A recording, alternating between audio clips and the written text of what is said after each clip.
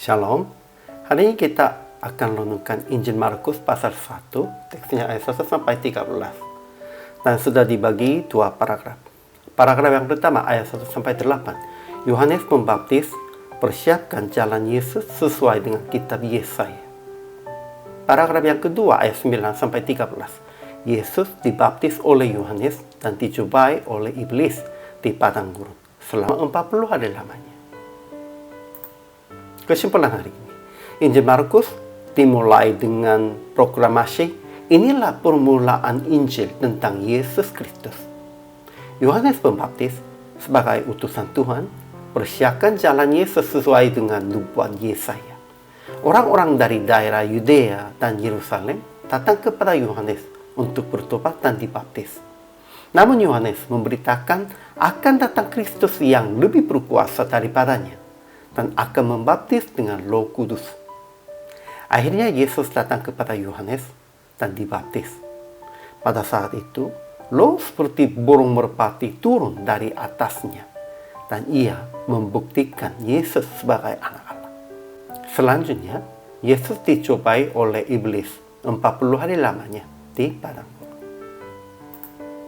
Ajaran tentang Allahnya. Pertama, Tuhan telah memberitahukan tentang Yesus Kristus melalui nubuatnya seperti kitab Yesaya. Kedua, Yesus adalah anak Allah yang dikasihi oleh Allah yang ia berkenan. Tetapi dia dibaptis dan dicobai untuk menyelamatkan segala manusia. Ketiga, Roh seperti burung merpati turun dari atasnya dan ia membuktikan Yesus sebagai anak Allah. Ajaran tentang manusianya.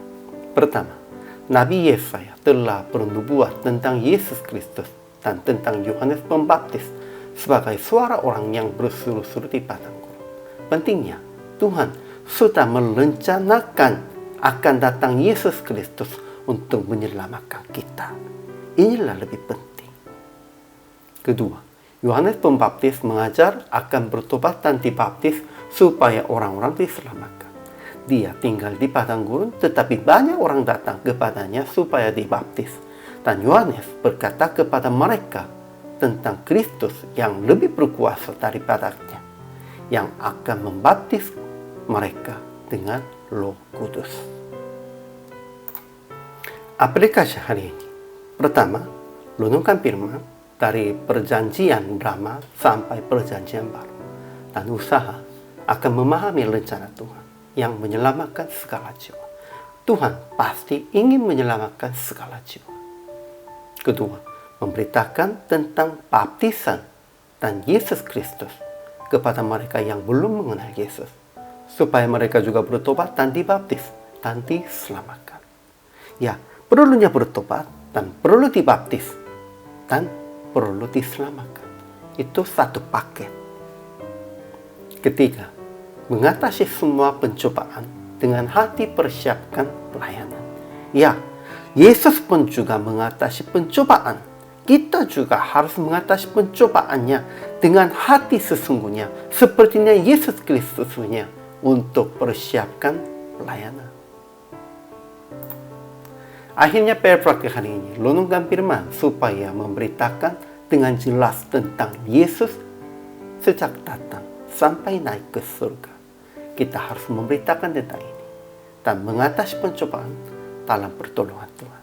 Ya, kita bisa mengatasi semua pencobaan, namun dalam pertolongan Tuhan, dalam kekuatan Tuhan, bukan dengan kekuatannya diri sendiri. Hari ini juga mengatasi semua pencobaan aja. Selamat melayani. Tuhan Yesus memberkati.